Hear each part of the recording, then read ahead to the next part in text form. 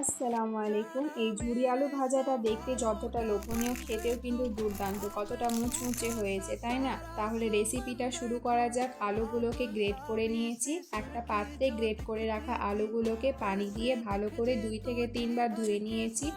আর একটি পাত্রে ধুয়ে রাখা আলুগুলোকে দিয়ে ঠান্ডা পানি অ্যাড করে 10 মিনিট মতন ভিজিয়ে রেখেছি। পানি থেকে আলুগুলোকে তুলে একটি ঝুড়িতে রেখেছি। আবারও একটা সুতির কাপড়ে আলুগুলোকে দিয়েছি, এতে এক্সট্রা পানি থাকলে সেটি শুকিয়ে যাবে। কি সুন্দর ঝরঝরে হয়েছে, তাই না? তেল গরম করে কাঁচা বাদাম, শুকনো লঙ্কা ও কড়ি পাতা ভেজে নিয়েছি। এবারে হাই ফ্লেমে আলুগুলোকে গোল্ডেন ব্রাউন করে ভেজে নিয়েছি। রেসিপিটা ভালো লাগলে একটা লাইক, কমেন্ট অ্যান্ড সাবস্ক্রাইব করে দিও সবাই। এবারে ভেজে রাখা বাদাম, শুকনো লঙ্কা ও কড়ি পাতা দিয়ে ঝুরি আলু ভাজা মিক্স করে নিয়েছি।